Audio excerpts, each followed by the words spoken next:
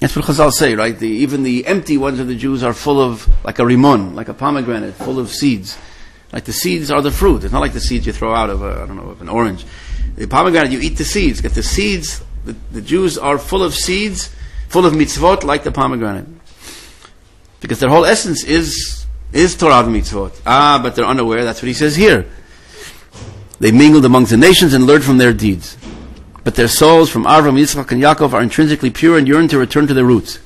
And that's what's waking up here. The neshama that is now pulling them, waking them up to come back to God's kingdom, even though the conscience level they're not aware of. They don't say those words. But it takes a lot of emunah to come and to build. The Gemara says, actually Tosfot brings down from the Yerushalmi, the Seder Zraim is emunah. In Shabbat it talks about this verse in Yeshayahu with 6 words, and it's parallel to the 6 orders of the Mishnah, of the oral law. And Zraim, the seeds, the agricultural commandments, is called emunah. Why? So Tosfot says, brings down, because mamin, to plant, you have to believe in God to plant. You just throw all of your money into the ground, and you believe that God will tell the land probably to shoot forth its branches and give the fruits. So these people that are building, that are sacrificing and dedicating their lives, without the words, they don't say God on their lips, but their actions are full of emunah, are full of this inner faith of success, that they will succeed, and Am Yisrael is coming back, and they gave their lives and devoted and dedicated to know that if, for our children and grandchildren, this is the future of the Jewish people. That's an inner emunah, without, again, the vocal, the conscious awareness of the word God. That God, they think it's something, they have different images or distortions of what they've misunderstood of some Santa Claus, God, whatever. But they have the inner, what he says here, that inner understanding, that inner certainty, cleavage to the divine, coming back to the land and sacrificing all to come back to bring that divine kingdom. Again, even though their intentions aren't saying that vocally. Today's situation cannot be compared to that of the temple era.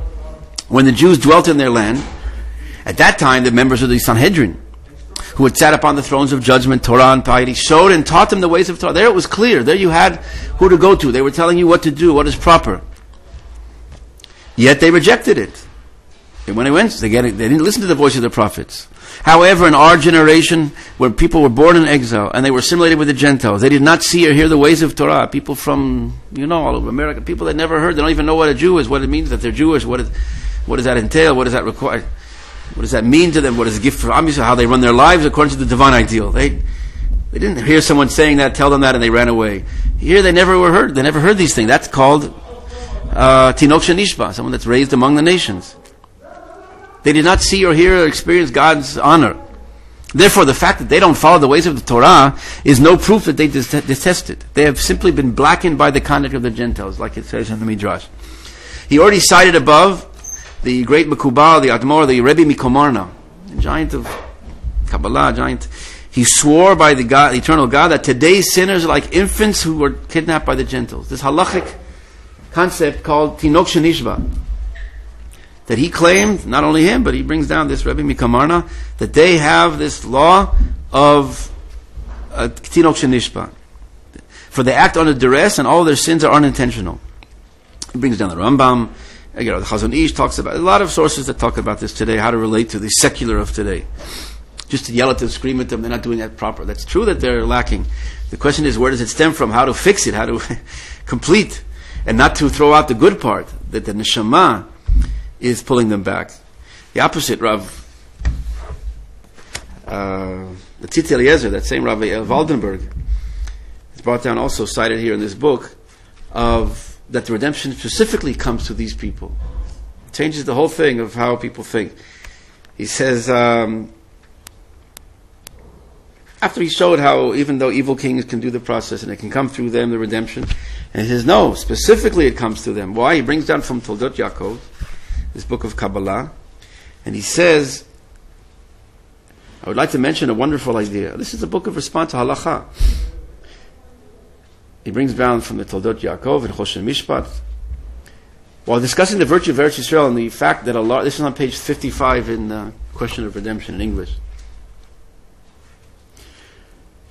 discussing the virtues of Eretz Yisrael and the fact that a large portion of the laborers and supporters of this cause fail to keep Torah and mitzvot. They're not exactly all religious. So the author expresses a lofty idea that deserves special attention. He asserts that had the Torah scholars if the religious, the tzaddikim had built, had participated, had initiated this process, then what would you say? Who is bringing the redemption? Who is coming back to Israel? You'd say that the religious, because they did so, because they desire and yearn for the Holy Land in order to fulfill the mitzvot. The religious are coming because it's their idea. No, they had an idea. They look in the Torah. They pray every day for the coming back. So they got up and did what it's their idea. Then we would have denied that the Spirit came from heaven. But now that the initiative came from people whom we never would have thought would advocate such an idea, it must have emanated from Hashem. He says this proves that this is from God. The people that don't pray 3 times a day for coming back to Zion, the people that don't yearn for that and don't want to fulfill the mitzvah, what are they coming back? And he says it's unfounded and through our history.